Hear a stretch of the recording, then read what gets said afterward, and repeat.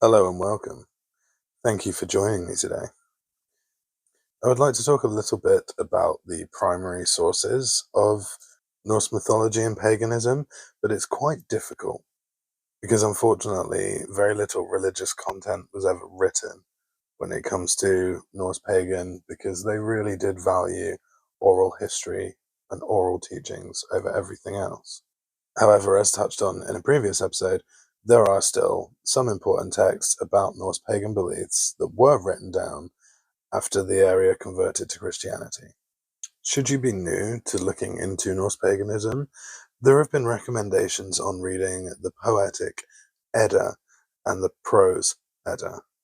These sources reveal the Norse pagan cosmology and they contain the many stories about the gods.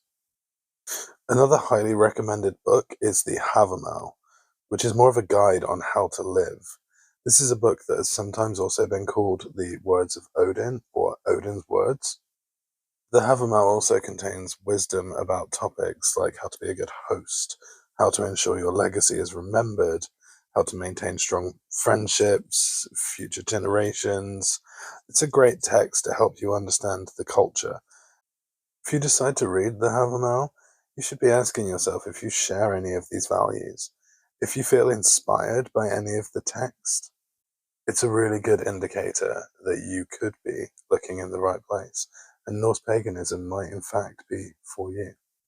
Many of the passages in the Havamal state the importance of maintaining friendships and strong overall community connections.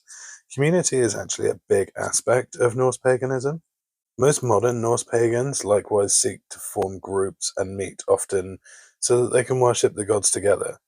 This can also sometimes be a spiritual path, but also a strong community.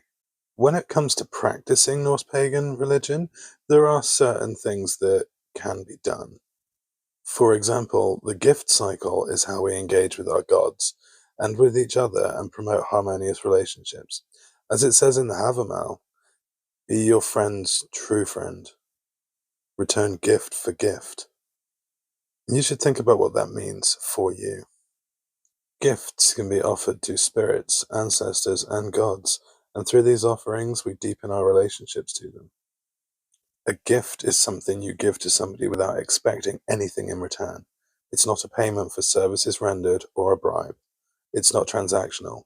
It's not a negotiation of power like you might see in witchcraft, where a witch uses their skills to work with a power beyond themselves to accomplish a goal or learn something.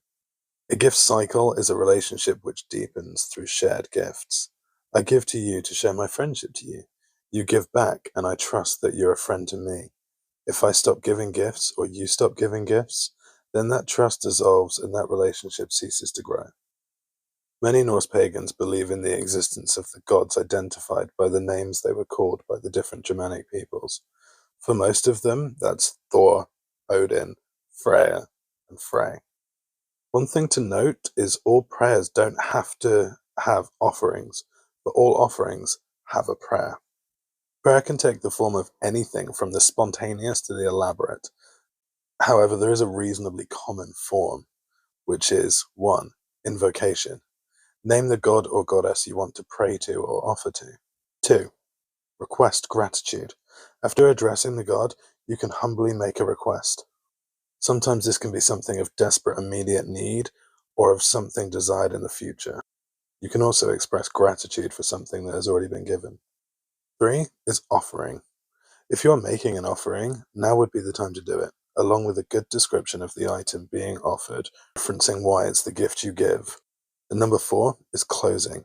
You can close with a phrase like, a gift for a gift, or hail and farewell, or in your holy name I pray. Something that gives an impression of what it is you expect from the relationship you've established. Now to talk about one of my favorite elements, feasting.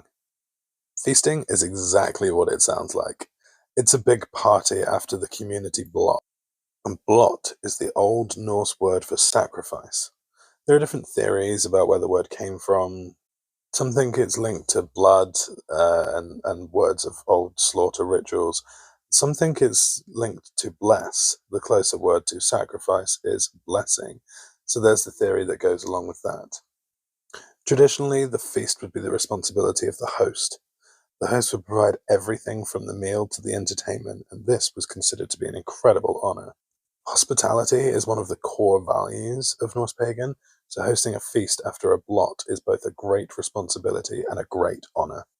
Certain other cultures do things. We have Thanksgiving, we have the Christmas dinner. Feasting is a big part of most cultures, and I know it's one I particularly enjoy to indulge in. I hope you are finding these informative, and I will at some point be requesting some feedback.